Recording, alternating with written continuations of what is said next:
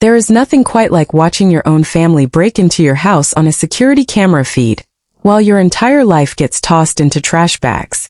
I sat 2 hours away in my quiet apartment, staring at my phone screen in complete disbelief as my younger brother dangled a fresh set of brass keys in front of the front porch camera. Behind him, my parents were literally clapping, and my younger sister was live streaming the whole thing to a group chat I had been kicked out of months ago. If you want to hear more insane stories like this, make sure to hit that subscribe button right now. I bought that peaceful waterfront property 8 whole years ago using every single penny of the nursing sign on bonus I earned working grueling 60-hour shifts. My family immediately dismissed my achievement, claiming a single woman with no kids had no business owning such a large vacation property. Yet despite their constant disrespect, they had asked to use the house 17 separate times over the years, and I had generously said yes 16 times. The 17th time I finally said no because I was completely exhausted after working 72 hours straight in the intensive care unit and just needed rest. That single refusal was all it took for them to decide I was selfish and did not deserve my own home anymore. I watched on my phone as my brother admitted in a text message that he paid $340 to a local locksmith to drill out my locks. They started dragging in heavy leather furniture, giant televisions and golf bags, clearly preparing to move in permanently rather than just visit for the weekend. Inside that binder was an annual property assessment schedule from a county official named Brenda, whom I had befriended 4 years prior during a routine inspection. I remembered offering her cold drinks on a boiling summer afternoon, while giving her daughter detailed advice on nursing school applications and board exams. Her daughter was now a successful pediatric nurse, and Brenda had always maintained a warm professional relationship with me ever since that summer day. I picked up my phone and dialed Brenda directly to give her a detailed warning about the illegal situation unfolding at my residence. Brenda listened intently as I explained that my relatives had forcefully changed the deadbolts and were currently occupying the premises without my consent. Her tone immediately transformed from friendly conversation to strict authority, as she realized the severe legal implications of what I was describing. She assured me that she would arrive at the property early Friday morning for her official assessment, and instructed me to bring every single piece of ownership documentation I possessed. For the next 48 hours, I meticulously gathered bank statements, tax receipts, and cloud-backed security footage showing them breaking in. I even created a detailed financial spreadsheet tracking every cent I had spent maintaining the property, while they enjoyed thousands of dollars in free vacations.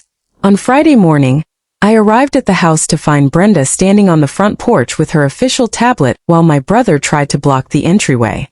He smugly claimed that our family owned the residence, but Brenda coldly informed him that county records listed me as the sole legal owner. When I stepped out of my car with my documentation binder, my brother completely froze as his confident facade instantly crumbled away.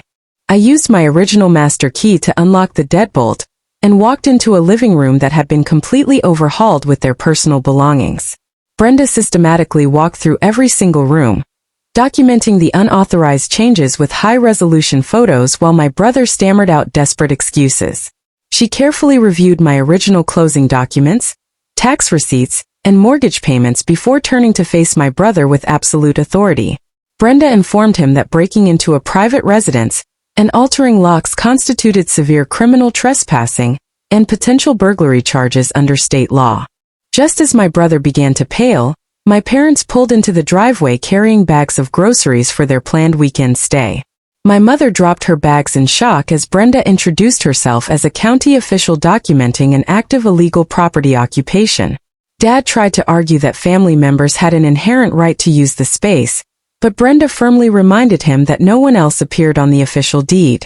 Brenda pulled out her phone and immediately contacted the local sheriff department to report the ongoing property crime, occurring right before her eyes. Within 15 minutes, 2 uniformed deputies arrived on the scene and began taking formal statements while reviewing my cloud-saved video footage. The officers quickly dismissed my family's claims of shared ownership, pointing out that forcing entry and bypassing security systems was a felony offense. My sister attempted to film the officers, but they firmly commanded her to stop documenting her own active involvement in a crime scene.